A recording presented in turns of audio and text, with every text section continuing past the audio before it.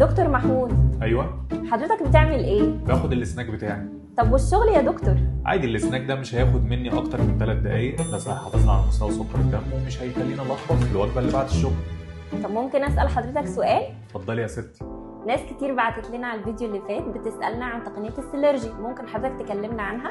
بص يا ست، تقنيه السيلرجي دي مش مجرد جلسه تفكيك دهون، ده بروتوكول كامل بيحقن انزيمات معينه ذكيه بتستهدف خلايا الجلد، وكل انزيم بيبقى ليه وظيفه معينه. عندنا 4 حاجات. اول حاجه انزيم اللايبيز، ده بيكسر الخلايا الدهنيه وبيصرفها فبيفرق معاك في المقاس بشكل حلو. تاني انزيم هو انزيم الكولاجينيز، بيعيد بناء روابط الكولاجين القديمه فبيحسن نضاره البشره وبيشد الجلد. ثالث انزيم هو انزيم الهيالوردينيز، ده بيصرف التورمات والانتفاخات وبيفرق معاكي في نضاره البشره. اخر حاجه بقى هو المانيتول. المانيتول ده بيصرف الميه وبيحفز الجهاز الليمفاوي فيفرق معاكي في نضاره البشره. يعني من اول جلسه هتحس بفرق في المقاس من 5 ل 6 سم، هيفرق معاكي في شد الترهلات، هيفرق معاكي في نضاره البشره وعلاج السلولايت والاسترتش مارك من جلسه واحده. يعني النتيجه بتبان فورا؟ طبعا بتبان من اول جلسه وتقدروا تجربوا.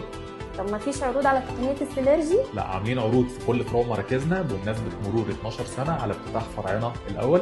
تقدروا تبعتوا في رسائل وكومنتات تستفسروا عن العروض وتحاولوا تستفيدوا بيها قبل ما العروض تخلص. شكرا دكتور محمود. العفو.